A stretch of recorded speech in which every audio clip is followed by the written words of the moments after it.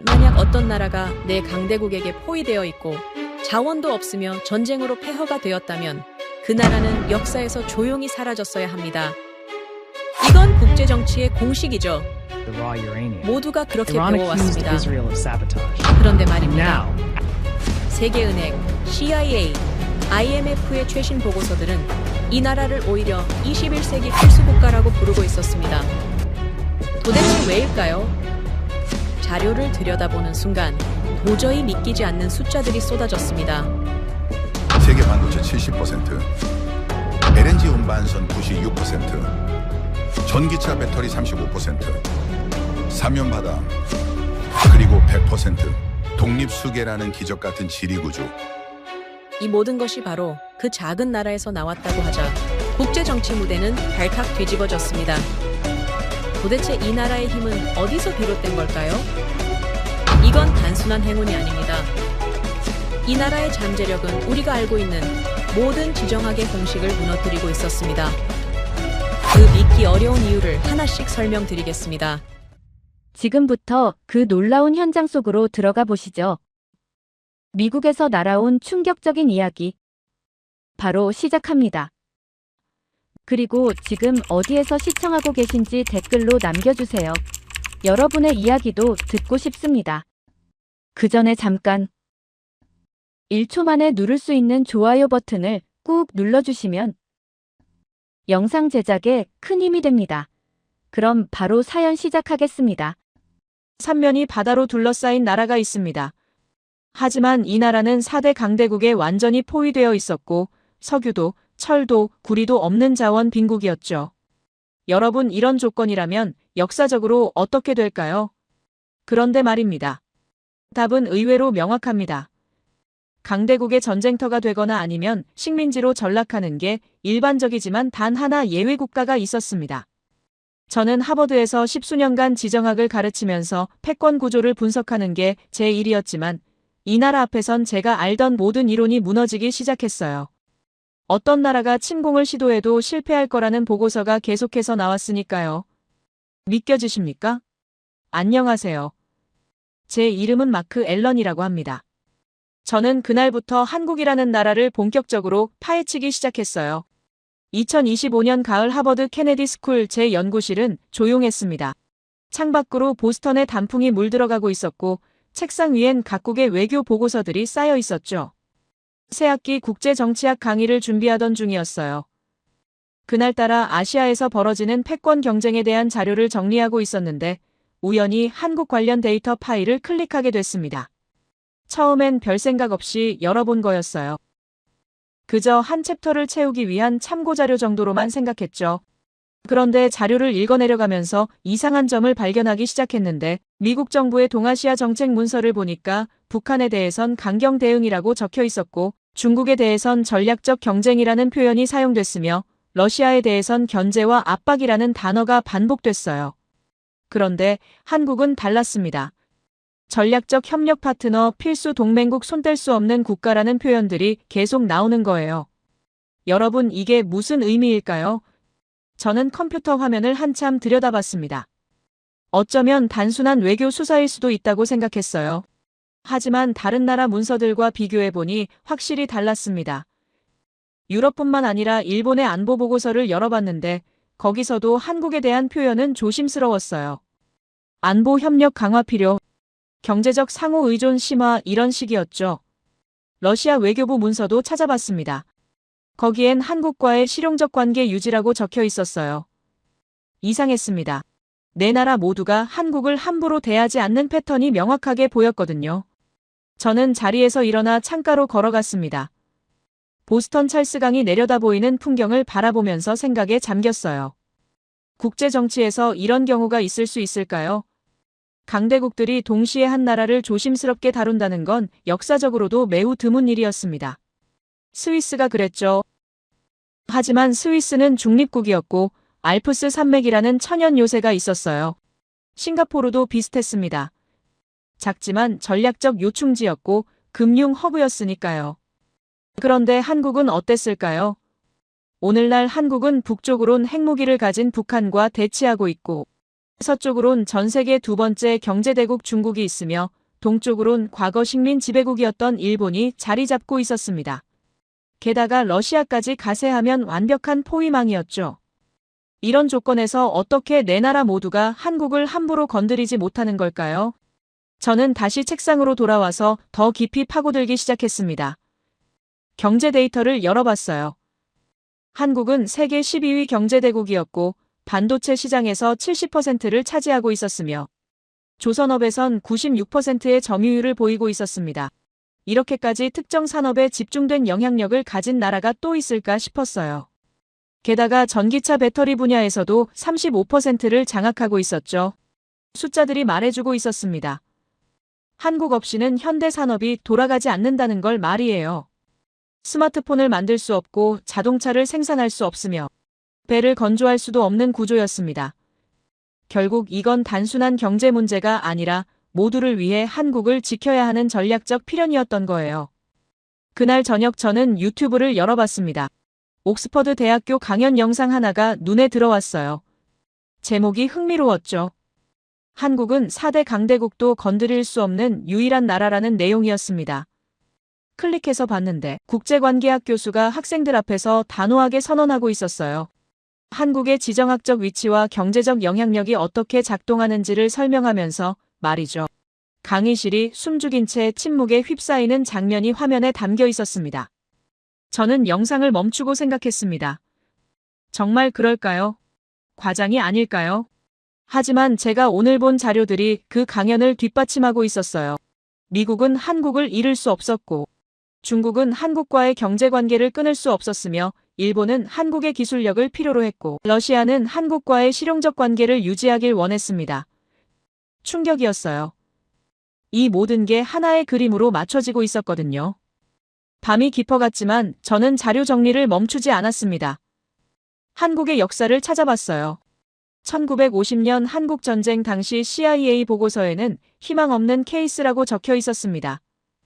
그런데 75년이 지난 지금 폴란드는 한국에게 180조 원 규모의 방산 계약을 맡기고 있었죠. 도대체 무슨 일이 일어난 걸까요? 어떻게 폐허에서 이런 나라로 변모할 수 있었을까요? 연구실 창밖으로 보스턴의 밤 풍경이 펼쳐져 있었습니다. 저는 노트북 화면을 보면서 결심했어요. 이건 단순한 강의 자료로 끝낼 문제가 아니라고 말이죠. 한국이라는 나라를 제대로 이해하려면 직접 파고들어야 한다고 생각했습니다. 학자로서의 호기심이 발칵 뒤집히는 순간이었어요. 다음 날 아침 저는 하버드 도서관으로 향했습니다. 지하 아카이브실로 내려가서 한국 관련 자료들을 찾기 시작했어요. 오래된 문서들, 마이크로필름 자료들, 과거 CIA 기밀 해제 문서들까지 모두 꺼내봤습니다.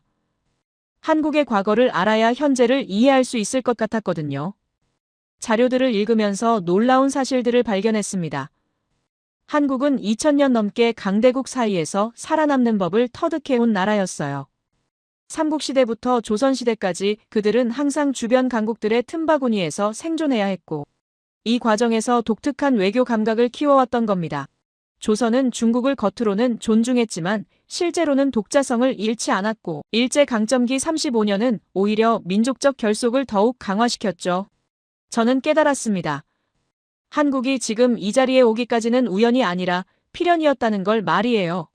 역사가 그들을 단련시켰고, 지리가 그들을 강하게 만들었으며, 위기가 그들을 하나로 뭉치게 했던 겁니다. 이제 저는 확신했어요. 이 나라에 대해 더 알아야 한다고 말이죠.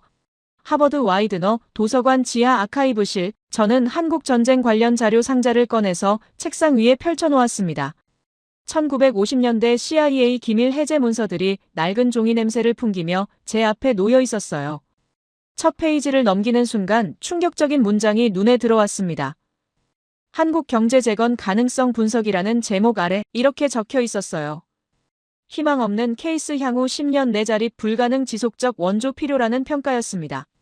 여러분, 이게 75년 전 미국 정보기관의 공식 판단이었어요. 그런데 지금 한국은 세계 12위 경제대국이 됐죠. 도대체 무슨 일이 있었던 걸까요? 저는 더 큰 틀에서 이해하기 위해 한국의 역사를 과거로 거슬러 올라가 파헤쳐 보기로 했습니다. 컴퓨터를 켜서 유튜브에 한국 역사 다큐멘터리를 검색했어요. 삼국시대부터 시작하는 영상이 나왔고 저는 이어폰을 꽂고 시청하기 시작했습니다. 고구려 백제신라라는 세 나라가 한반도에서 경쟁하던 시절이었죠. 흥미로운 건 이 세 나라가 모두 중국이라는 거대한 제국 옆에서 살아남기 위해 끊임없이 전략을 짜고 동맹을 맺고 때론 배신도 하면서 생존했다는 겁니다.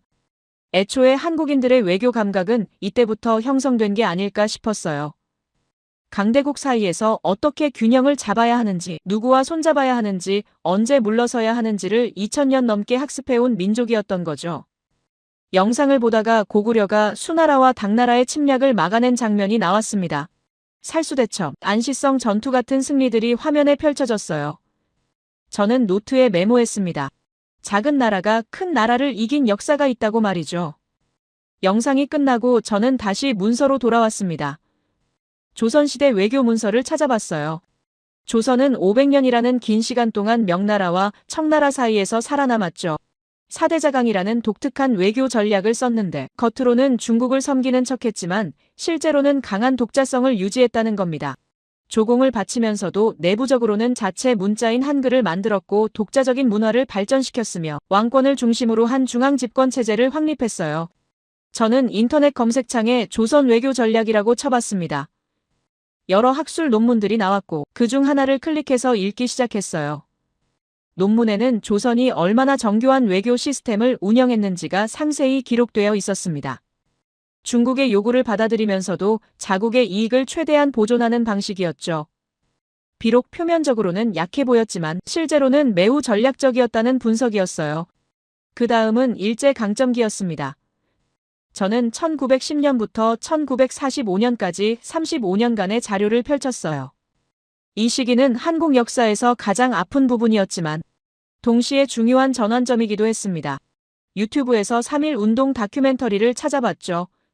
1919년 3월 첫날 전국에서 수백만 명이 거리로 나와서 독립만세를 외쳤다는 내용이었어요. 일본의 무력 탄압에도 불구하고 평화적으로 저항했다는 게 인상적이었습니다. 저는 생각했습니다. 이 경험이 말도 안 되는 민족적 결속력을 만들어낸 게 아닐까 하고 말이죠. 공통의 적이 있었고 공통의 고통이 있었으며 공통의 꿈이 있었던 겁니다. 독립이라는 하나의 목표를 향해 모든 계층이 하나로 뭉쳤어요. 이게 나중에 한국이 위기를 극복하는 원동력이 됐다는 분석을 여러 논문에서 발견했습니다. 밤이 깊어갔지만 저는 계속 자료를 뒤적였습니다. 한국 전쟁 관련 사진들을 인터넷에서 찾아봤어요. 서울이 완전히 폐허가 된 모습, 부산으로 피난 간 사람들의 모습, 전쟁 고아들의 모습이 화면에 가득했습니다. 1953년 휴전 이후 한국은 문자 그대로 아무것도 없었어요. 1인당 소득이 67달러였고 당시 에티오피아보다도 가난했죠. 그런데 부가적인 자료를 더 찾아보니 놀라운 사실이 나왔습니다. 한국은 이 폐허 위에서 교육부터 시작했다는 겁니다. 학교를 세우고 아이들을 가르치기 시작했어요. 1960년대 들어서면서 수출 주도형 산업화 정책을 강력하게 추진했고 섬유 신발 가발 같은 경공업부터 시작해서 점차 중공업으로 확장해 나갔습니다. 하버드 경제학과에서 한국을 케이스 스터디로 가르친다는 걸 알게 됐어요. 한강의 기적이라는 제목으로 말이죠. 저는 유튜브에서 한강의 기적 관련 강연 영상을 찾아봤습니다. 한 경제학자가 이렇게 설명하고 있었어요. 한국은 연평균 10% 이상의 경제 성장률을 20년 넘게 유지했고 삼성, 현대, LG 같은 기업들이 이 시기에 성장했다고 말이죠. 세계를 이끄는 기업들의 탄생 배경이 바로 이 시기였던 겁니다. 그런데 더욱 놀라운 건 경제 발전과 함께 민주화도 이뤄냈다는 점이었습니다. 1987년 6월 민주항쟁 영상을 찾아봤어요.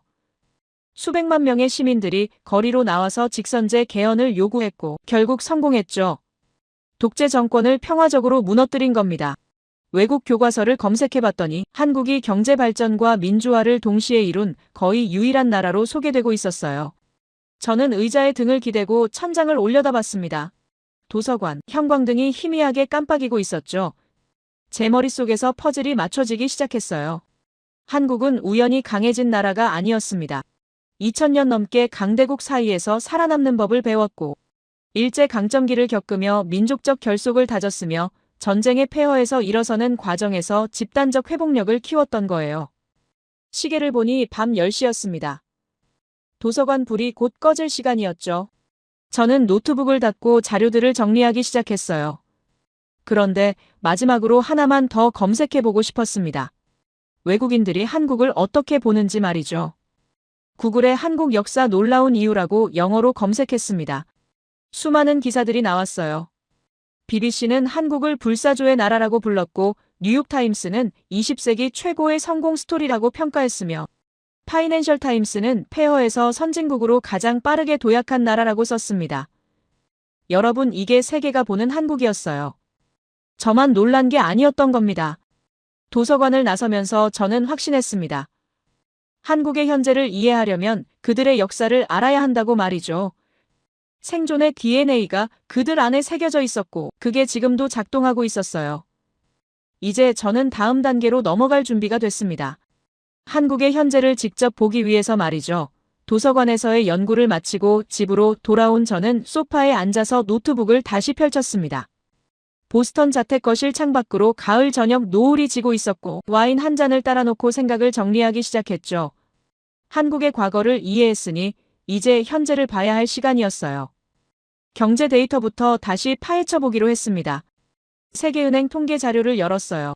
1961년 한국의 1인당 소득은 93달러였다는 숫자가 눈에 들어왔습니다. 당시 세계 평균이 450달러였으니까 한국은 세계 평균의 5분의 1밖에 안 됐던 거죠. 그런데 2025년 현재 한국의 1인당 소득은 36,400달러를 넘어섰어요. 64년 만에 355배가 증가한 겁니다. 여러분, 이게 말도 안 되는 수치라는 걸 아십니까? 만약 한국이 세계 평균 성장률대로만 성장했다면 지금쯤 2,600달러 수준에 머물렀을 거라는 계산이 나왔어요. 저는 자료를 읽으면서 충격을 받았습니다. 1962년부터 1997년까지 한국은 연평균 9.5%의 성장률을 기록했고 실질 GDP가 24배로 늘어났다는 내용이었죠. 세계은행은 1993년 보고서에서 한국을 동아시아 최상의 경제 성과를 기록한 나라로 평가했어요. 일본도 대만도 홍콩도 싱가포르도 아닌 한국이 최고였다는 겁니다. 큰 틀에서 보면 이건 단순한 경제 성장이 아니었어요. 한강의 기적이라고 불리는 이 현상은 인류 역사상 가장 빠른 경제 발전 사례였죠. 섬유, 신발, 가발 같은 경공업으로 시작해서 조선 철강 자동차로 넘어갔고 결국엔 반도체 배터리 같은 첨단 산업까지 장악했습니다. 이 모든 게 한 세대 만에 일어난 일이었어요. 그런데 저는 궁금했습니다. 경제만 성장한 게 아니라 문화까지 세계를 이끄는 수준이 됐다는 게 더 놀라웠거든요. 노트북 화면에 넷플릭스를 켰습니다. 한국 콘텐츠 카테고리를 클릭했죠. 오징어 게임이라는 드라마가 맨 위에 있었고 이미 본 작품이었지만 다시 한번 첫 화를 재생했어요. 화면 속에서 펼쳐지는 이야기는 단순한 오락물이 아니었습니다. 한국 사회의 양극화, 빈부격차, 인간의 욕망과 생존이라는 무거운 주제를 다루면서도 전 세계 시청자들을 사로잡았던 거죠. 영상을 멈추고 검색창에 오징어 게임 흥행이라고 쳤습니다. 111개국에서 1위를 기록했고 넷플릭스 역사상 최고 시청 기록을 세웠다는 기사가 나왔어요. 2025년 여름엔 K-팝 데몬 헌터스라는 애니메이션이 또다시 전 세계를 강타했다는 소식도 보였습니다. 한국의 전통 무당 문화와 현대 K-팝 아이돌을 결합한 작품이었는데 넷플릭스 1위를 석권했고 사운드 트랙이 스포티파이 차트 1위까지 올라갔다는 내용이었죠.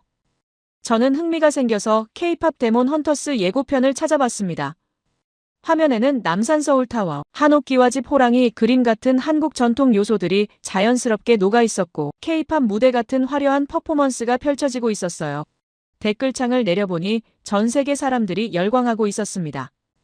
이 작품의 OST인 골든과 소다 팝이 미국 스포티파이 차트에서 1위와 10위를 동시에 차지했다는 기사도 발견했죠.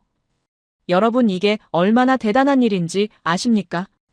비록 가상의 아이돌 그룹이지만 실제 방탄소년단이나 블랙핑크도 달성하지 못한 기록이었어요. 유튜브로 넘어가서 방탄소년단을 검색했습니다. 그들의 유행 연설 영상이 나왔고 7억 명이 시청했다는 숫자가 보였어요. 단순한 아이돌 그룹이 아니라 전 세계 젊은이들에게 메시지를 전달하는 문화 아이콘이 된 거죠. 그들의 캠페인은 유니세프와 협력해서 전 세계 청소년들의 자존감 회복 운동으로 확산됐습니다. 애초에 K-팝이라는 장르 자체가 한국의 전략적 문화 산업이었어요. 정부가 강력하게 지원했고 기획사들이 체계적으로 육성했으며 소셜미디어를 통해 부가적인 글로벌 팬덤을 만들어냈죠. 저는 유튜브에서 K-팝 안무 영상들을 보기 시작했습니다. 정교한 군무, 화려한 무대, 세련된 패션, 모든 게 완벽했어요. 댓글엔 수십 개 나라 언어들이 섞여 있었고 각국 팬들이 서로 소통하고 있었습니다. 그날 저녁 저는 3시간 넘게 한국 콘텐츠에 빠져 있었어요. 드라마를 보고 K-팝 무대를 보고 예능 클립을 보고 있었죠. 화면 속 한국은 제가 알던 나라가 아니었습니다. 경제 데이터로만 봤던 나라가 아니라 문화로 전 세계를 사로잡은 나라였어요. 이건 소프트 파워라는 단어로는 부족했습니다. 문화 패권이라고 해야 맞을 것 같았죠. 노트에 메모하기 시작했습니다. K-팝은 단순한 음악이 아니라 외교 무기다. 한국 드라마는 한국 제품 판매를 30% 증가시킨다. 한국어 학습자가 전 세계 1,700만 명을 돌파했다. 이 모든 숫자들이 말해주고 있었어요. 한국은 군사력이나 경제력만이 아니라 문화력으로도 세상을 움직이고 있다는 걸 말이죠. 저는 와인 잔을 들고 창밖을 바라봤습니다. 보스턴의 밤하늘에 별이 떠오르고 있었죠. 미국도 문화 강국이었어요. 할리우드가 있고 팝 음악이 있고 브로드웨이가 있었습니다. 그런데 한국은 달랐어요. 미국이 수십 년에 걸쳐 쌓아온 문화 영향력을 한국은 10년 만에 따라잡았고 어떤 분야에선 이미 앞서가고 있었습니다. 다음 날 아침 저는 학교 연구실로 출근하면서 생각했습니다. 한국의 힘은 눈에 보이는 것만이 아니라 눈에 보이지 않는 곳에서도 작동하고 있다고 말이죠. 젊은이들이 한국어를 배우고 한국 문화를 사랑하고 한국 제품을 선호하게 만드는 이 보이지 않는 힘이야말로 21세기 최강의 무기였어요. 군함이나 미사일보다 강력한 무기였습니다. 연구실에 도착해서 컴퓨터를 켰습니다. 이메일함에 하버드 동아시아 연구소에서 온 세미나 공지가 보였어요.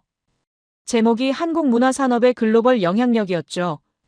클릭해서 읽어보니 다음 주에 열리는 세미나였고 여러 교수들이 발표할 예정이었습니다. 저는 참석 신청 버튼을 눌렀어요. 한국에 대해 더 알고 싶었고 다른 학자들은 어떻게 평가하는지 궁금했거든요. 그날 오후 강의실에서 학생들을 가르치면서도 머릿속엔 한국 생각뿐이었습니다. 한 학생이 손을 들고 물었어요.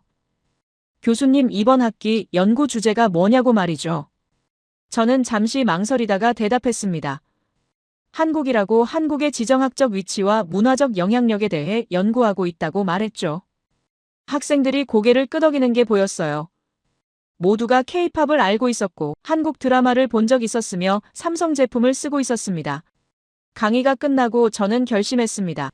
이제 직접 가봐야 한다고, 한국이라는 나라를 눈으로 확인해야 한다고 말이죠. 책상 연구만으론 부족했어요. 부산의 바다를 봐야 하고 서울의 한강을 봐야 하며 거리를 걸어봐야 했습니다. 그래야 이 나라를 진짜로 이해할 수 있을 것 같았거든요. 2025년 10월 중순. 저는 보스턴 로건 공항에서 인천행 비행기에 올랐습니다. 14시간이라는 긴 비행시간 동안 저는 창밖만 바라보고 있었어요. 구름 위로 펼쳐진 태평양을 보면서 생각했죠. 지금 제가 건너가는 이 바다가 한국에게 어떤 의미일까 하고 말이죠. 좌석 앞 모니터에는 비행 경로가 표시되고 있었고 점점 한반도에 가까워지는 비행기 아이콘을 보면서 기대감이 커졌습니다. 비행기가 인천국제공항에 착륙했을 때 저는 시계를 확인했어요. 현지 시간 오후 5시였죠. 기내에서 일어나 짐을 챙기면서 주변을 둘러봤는데 승객들이 질서정연하게 줄을 서서 내리는 모습이 인상적이었습니다. 게이트를 나서는 순간 놀라운 광경이 펼쳐졌어요. 압도적인 규모의 공항이었습니다. 높은 천장, 깨끗한 바닥, 밝은 조명, 모든 게 첨단 시설처럼 보였죠. 저는 보스턴 로건 공항을 떠올렸습니다. 미국 공항들은 오래되고 낡은 곳이 많았어요.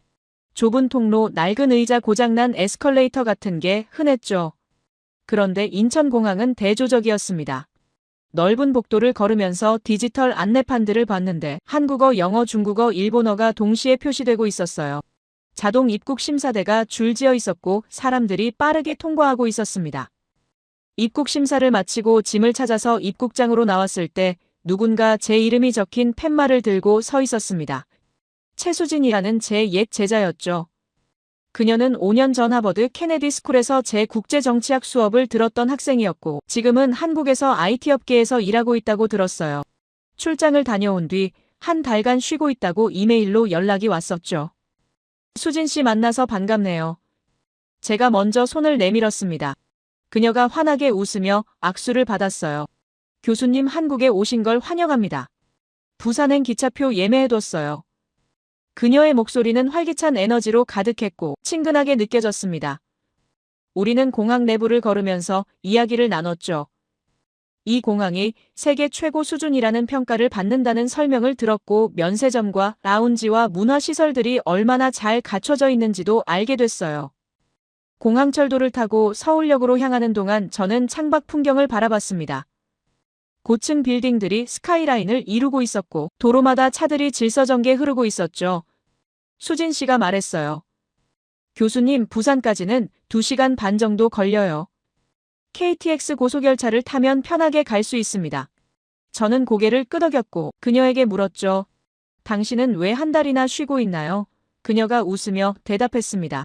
한국 IT 업계는 정말 빠르게 돌아가거든요. 가끔은 멈춰서 숨을 돌려야 해요. 서울역에 도착해서 부산행 기차에 올랐습니다. 깨끗한 좌석, 넓은 공간, 조용한 실내, 모든 게 편안하게 느껴졌어요. 기차가 출발하자 수진 씨가 노트북을 꺼내서 자료를 보여줬습니다. 교수님이 연구하시는 주제가 한국의 지정학이라고 들었어요. 그래서 제가 몇 가지 준비했습니다. 화면에는 한국 지도와 항구 위치들이 표시되어 있었죠. 보세요, 교수님, 한국은 3면이 바다예요. 서쪽엔 황해, 남쪽엔 남해, 동쪽엔 동해가 있죠. 그녀가 설명하기 시작했습니다. 부산항은 세계 7위 규모고 인천항도 굉장히 크며 울산항은 석유화학 중심지예요. 저는 화면을 보면서 고개를 끄덕였습니다. 실제로 한국의 무역이 이 항구들을 통해 이뤄진다는 걸 실감하게 됐죠.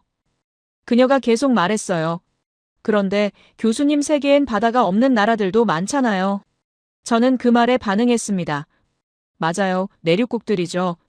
요르단 같은 경우를 떠올렸어요. 수진 씨가 고개를 갸우뚱했죠. 요르단이요? 저는 노트에서 자료를 꺼내 보여줬습니다.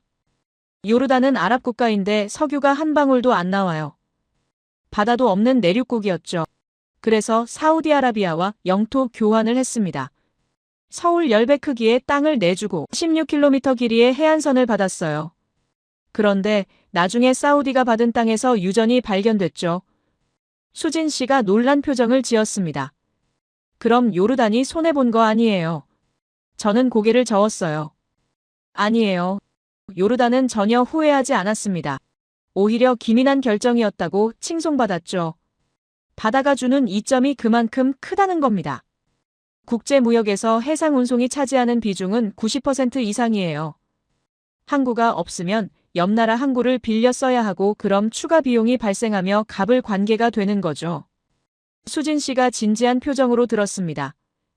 에티오피아는 옆 나라 지부티 항구를 빌려 쓰기 위해 연간 2조 원을 내요.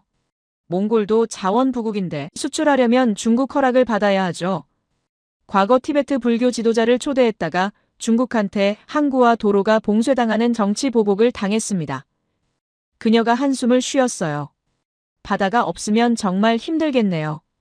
맞아요. 그래서 한국이 3면 바다라는 건 엄청난 축복이에요. 조선업이 세계 1위고 무역이 세계 11위인 이유가 다 여기 있습니다.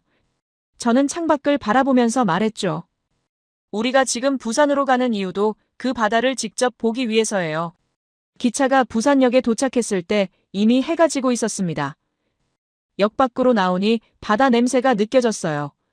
수진 씨가 택시를 잡았고 우리는 해운대로 향했습니다.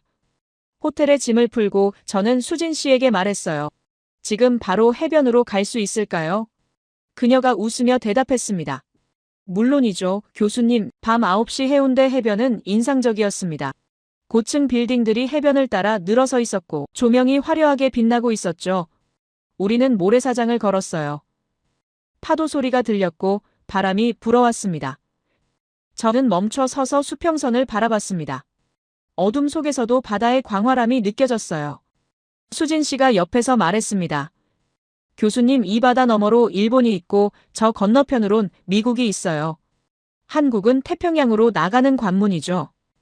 저는 고개를 끄덕였습니다. 자연스럽게 이해가 됐어요. 한국이 왜 세계 무역의 중심에 있는지 말이죠. 이 바다가 한국을 만들었고 한국은 이 바다를 압도적으로 활용했던 겁니다. 호텔로 돌아와서 방에 들어갔을 때 저는 노트를 펼쳤습니다. 오늘 본 것들을 정리했어요. 인천공항, 서울역, KTX, 부산, 해운대 모든 게 연결되고 있었습니다. 한국의 바다는 단순한 바다가 아니었어요. 이건 경제의 혈관이자 무역의 통로이며 국력의 기반이었습니다. 내륙국들이 꿈꾸는 것을 한국은 자연스럽게 갖고 있었던 거죠. 다음 날 새벽 저는 호텔 침대에서 눈을 떴습니다. 시차 때문인지 잠이 깨어버렸고 시계를 보니 새벽 5시였어요. 밖이 조금씩 밝아지고 있었죠. 저는 옷을 챙겨 입고 조용히 방을 나섰습니다. 호텔 로비를 지나 해운대 해변으로 걸어 나갔어요.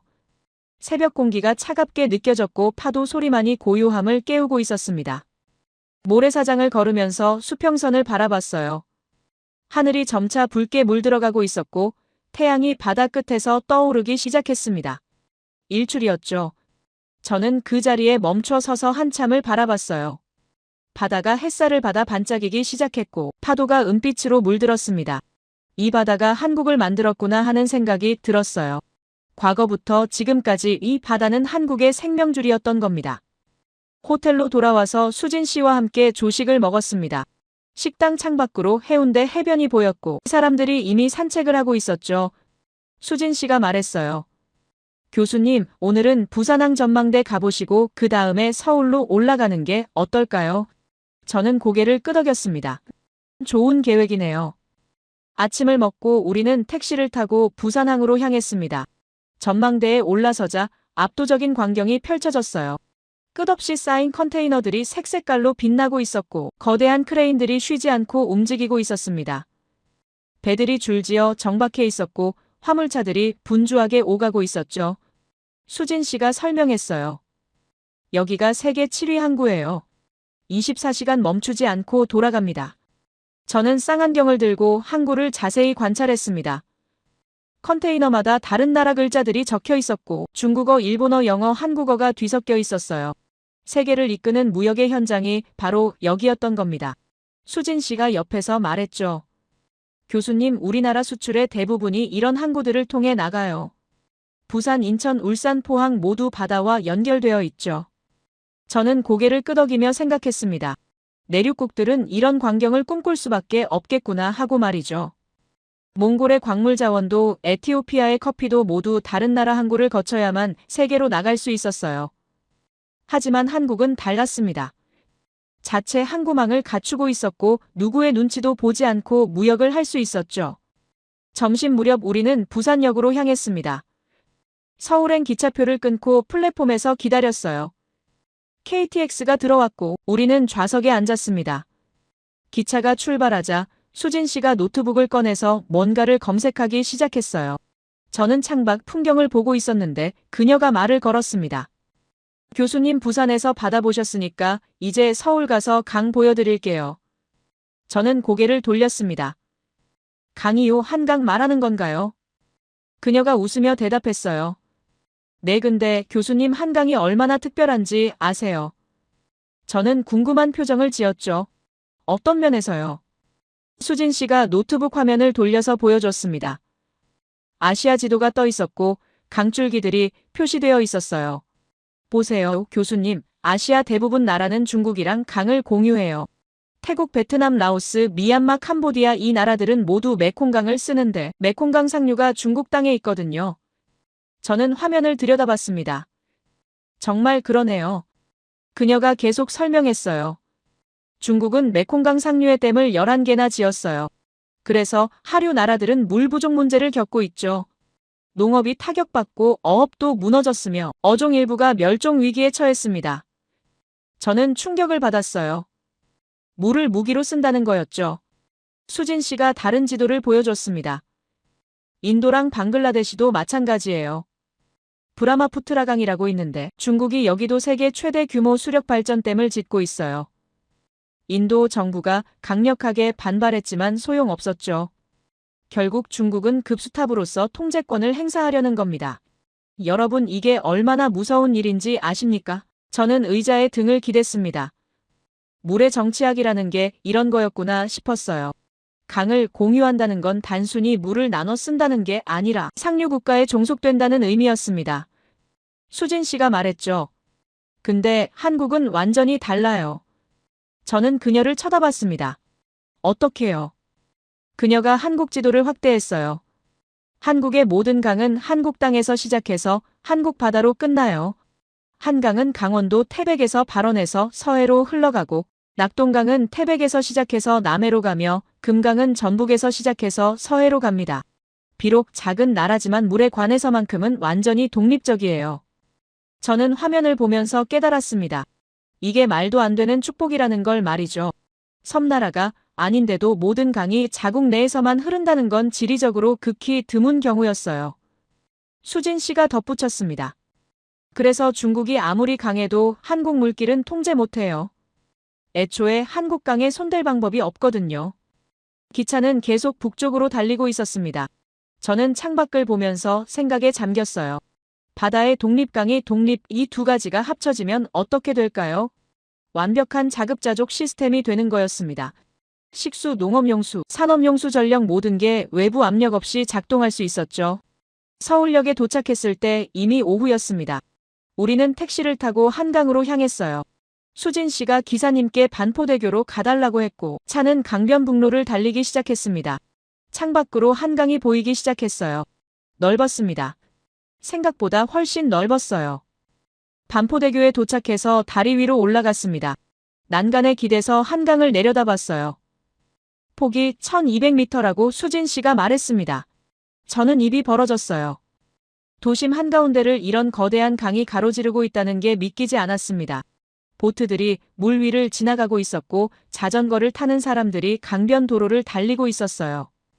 저는 스마트폰을 꺼내서 지도 앱을 열었습니다. 한강의 발원지를 검색했어요.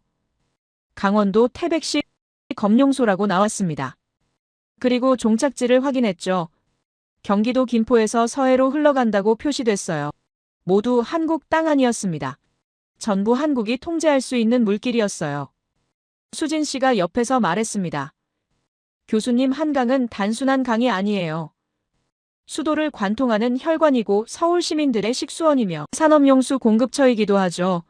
그리고 무엇보다 중국도 일본도 러시아도 미국도 이 강에 영향을 줄 수 없어요. 저는 그녀를 바라봤습니다. 그 말이 가슴에 강하게 와닿았어요. 메콩강 하류의 베트남을 떠올렸습니다. 그들은 중국댐 정책을 막을 수 없었어요. 인도도 브라마푸트라 강을 완전히 통제하지 못했습니다. 하지만 한국은 달랐어요. 한강은 처음부터 끝까지 한국 것이었고 누구도 이 물길을 침략하거나 통제할 수 없었습니다. 해가 서쪽으로 기울어가고 있었습니다. 한강이 노을빛으로 물들기 시작했어요.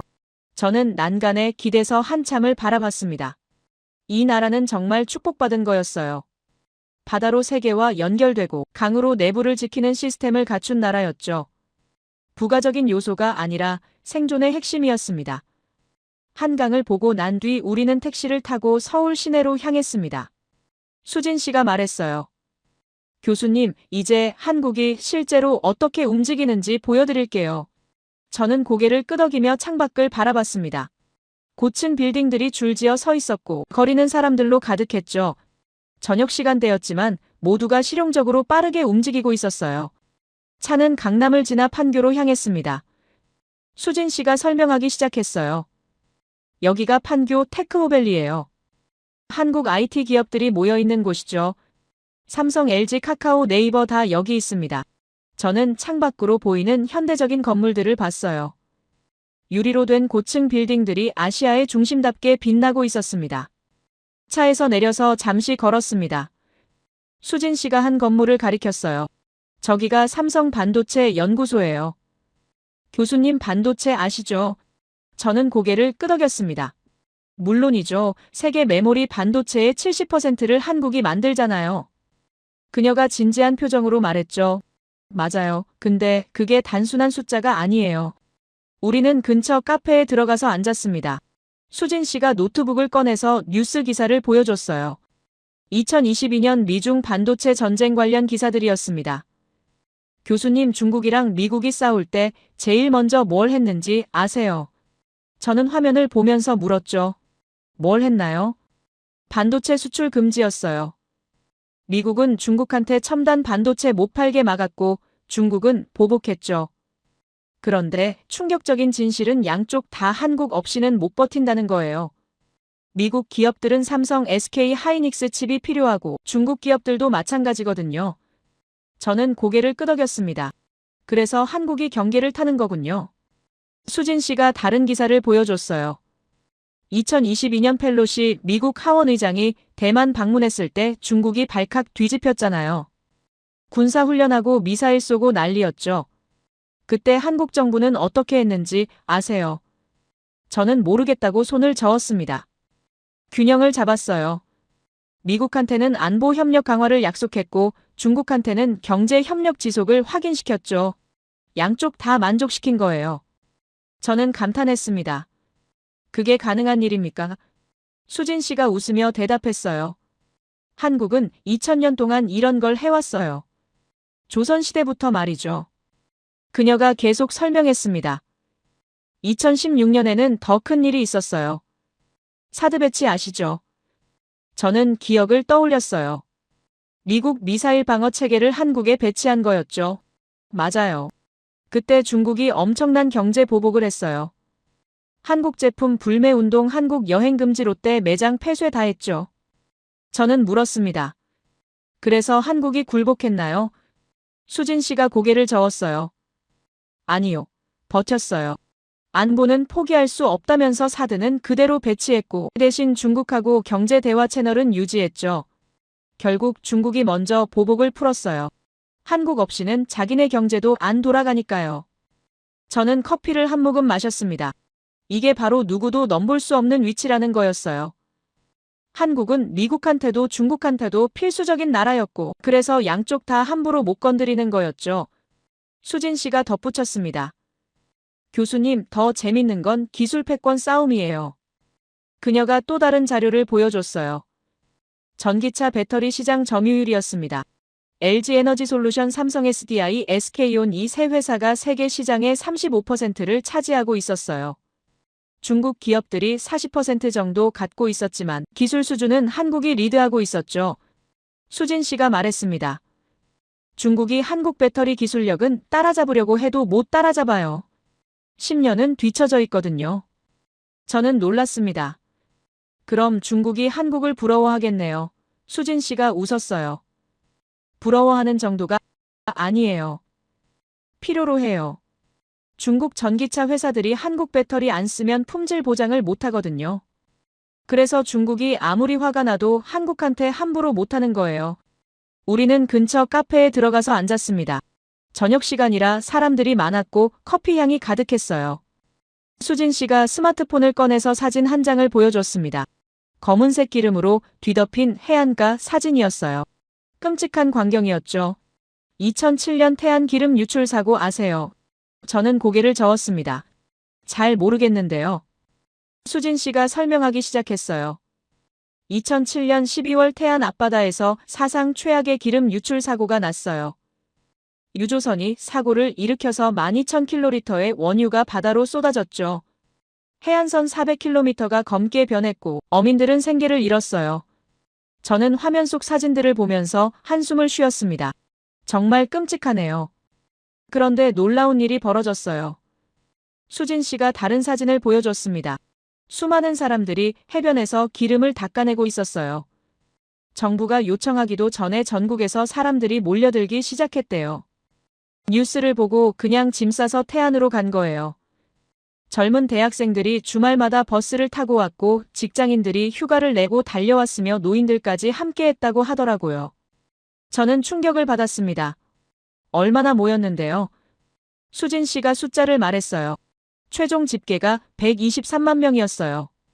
여러분 123만 명입니다. 저는 입이 벌어졌죠. 123만 명이요.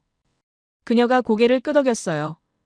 내 당시 한국 인구가 5천만 명쯤 됐으니까 인구의 2.5%가 자원봉사를 한 거예요. 이건 명령이 아니었습니다. 수진 씨가 강조했어요. 정부가 동원한 게 아니에요. 완전히 자발적이었어요. 영하의 날씨 속에서 맨손으로 기름을 닦아냈대요. 손이 갈라지고 피가 나도 계속 일했고요. 저는 사진들을 넘겨보면서 봤습니다. 젊은이도 노인도 아이도 모두 함께 기름을 닦고 있었어요. 웃으면서 일하는 모습도 보였고 서로 격려하는 장면도 있었습니다. CNN은 이렇게 보도했대요. 수진 씨가 기사를 찾아서 보여줬어요. 이것은 정부가 동원한 것이 아니다. 한국인들이 스스로 움직인 것이다. 저는 기사를 읽으면서 생각했습니다. 미국에서 이런 일이 가능할까요? 100만 명이 넘는 사람들이 자발적으로 모인다는 게 말도 안 되는 일이었어요. 수진 씨가 영상 하나를 틀어줬습니다. 당시 자원봉사자 인터뷰 영상이었어요. 한 대학생이 말하고 있었습니다. 우리 바다니까 우리가 지켜야죠. 다른 직장인이 말했어요. 휴가 내고 왔는데 보람 있어요. 할머니 한 분이 웃으며 말했습니다. 손이 좀 아파도 괜찮아요. 이게 나라 사랑이에요. 저는 영상을 보면서 가슴이 뜨거워졌습니다. 이게 바로 한국 사람들의 DNA였던 거예요. 누가 시켜서 하는 게 아니라 스스로 움직이는 힘 말이죠. 수진 씨가 말했어요. 교수님, 이게 끝이 아니에요. 2020년에도 비슷한 일이 있었어요. 저는 알고 있었습니다. 코로나 말이죠. 그녀가 고개를 끄덕였어요. 맞아요. 전 세계가 코로나로 혼란에 빠졌을 때 한국이 어떻게 대응했는지 보셨죠? 저는 기억을 떠올렸습니다. K-방역으로 유명했잖아요. 그런데 충격적인 진실은 정부가 강제한 게 거의 없었다는 거예요. 수진 씨가 설명했습니다. 저는 의아했어요. 강제 안 했다고요? 수진 씨가 자료를 보여줬습니다. 내 마스크 착용도 권고 수준이었고 봉쇄도 안 했어요. 식당도 영업했고 학교도 온라인으로 전환했지만 강제는 아니었죠. 그런데도 마스크 착용률이 99%였대요. 저는 믿기지 않았습니다. 99%요. 미국을 떠올렸습니다. 저는 보스턴에서 코로나를 겪었어요. 마스크 쓰라고 해도 안 쓰는 사람들이 많았고 봉쇄에 저항하는 시위도 있었죠. 정치적 논쟁으로 번졌고 개인의 자유냐 공동체의 안전이냐로 나뉘었어요. 비록 선진국이지만 혼란스러웠습니다. 그런데 한국은 달랐어요. 수진 씨가 계속 설명했습니다. 드라이브 스루 검사를 세계 최초로 만들었고 투명하게 확진자 동선을 공개했으며 자가격리 앱도 자발적으로 사용했어요. 사람들이 불평하지 않고 따랐대요. 공동체를 위해서라면 불편함을 감수하는 거죠. 뉴욕타임스 기사를 보여줬어요. 수진 씨가 화면을 돌렸습니다. 한국은 민주주의를 유지하면서도 방역에 성공한 거의 유일한 나라다. 저는 기사를 읽으면서 고개를 끄덕였어요. 정확한 평가였습니다. 중국은 강압적으로 봉쇄했고 미국뿐만 아니라 유럽도 혼란스러웠지만 한국은 균형을 잡았던 거죠. 우리는 카페를 나와서 명동 거리를 걸었습니다. 밤이었지만 사람들이 많았고 외국인 관광객들도 보였어요. 저는 걸으면서 사람들을 관찰했습니다. 여전히 마스크를 쓴 사람들이 있었어요. 코로나가 끝났는데도 습관처럼 쓰는 문화가 남아 있었죠. 기침하는 사람은 꼭 마스크를 쓰고 있었고 지하철에선 대부분이 마스크를 착용하고 있었습니다. 수진 씨가 말했습니다. 교수님 보세요. 이게 한국 사람들이에요. 평소엔 자유롭게 살지만 다른 사람을 배려하는 마음이 있어요.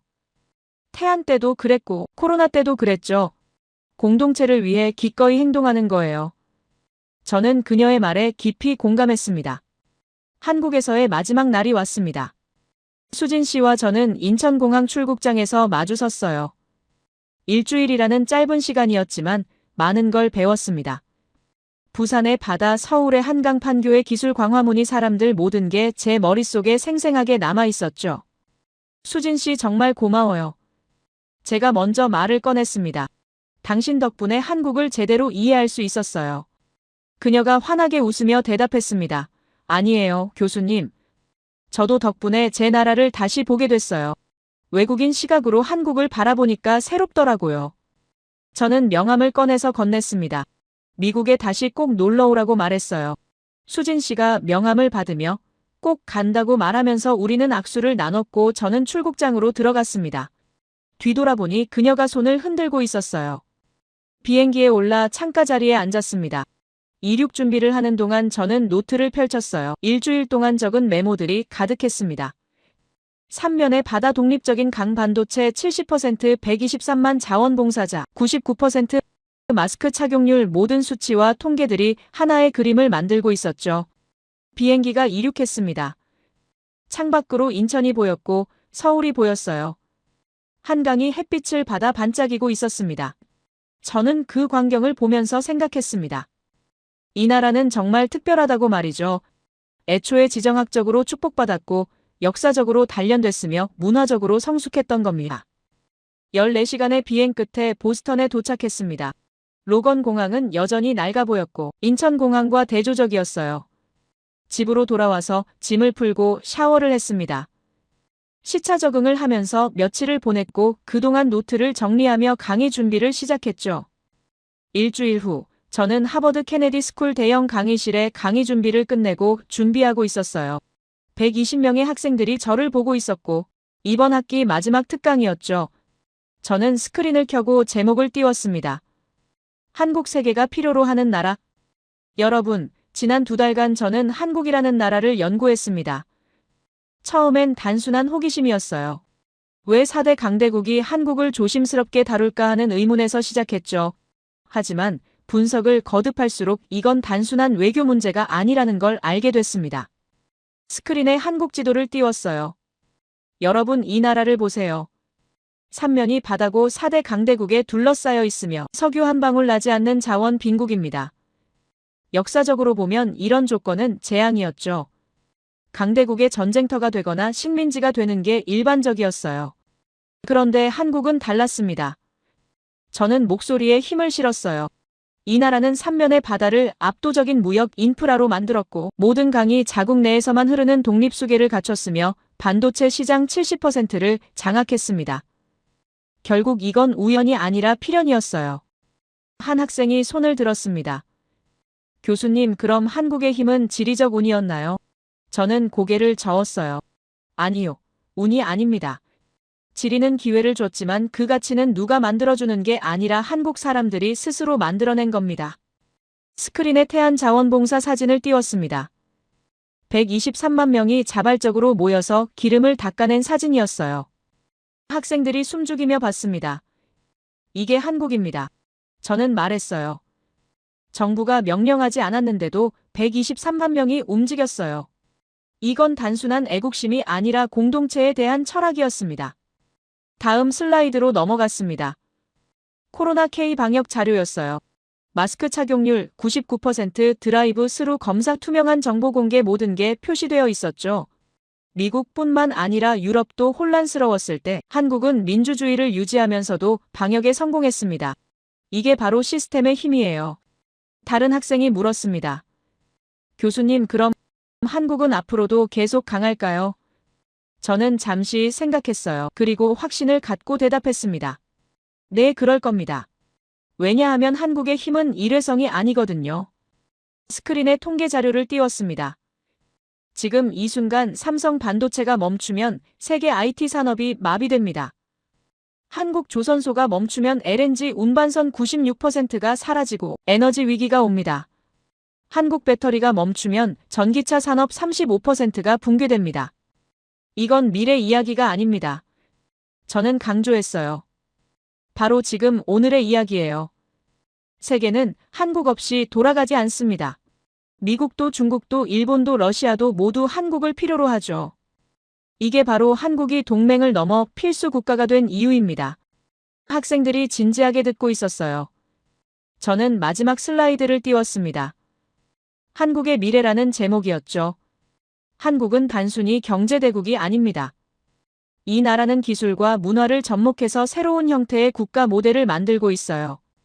K-팝은 외교 무기가 됐고 한국 드라마는 한국 제품 판매를 30% 증가시켰으며 한국어 학습자는 1,700만 명을 돌파했습니다.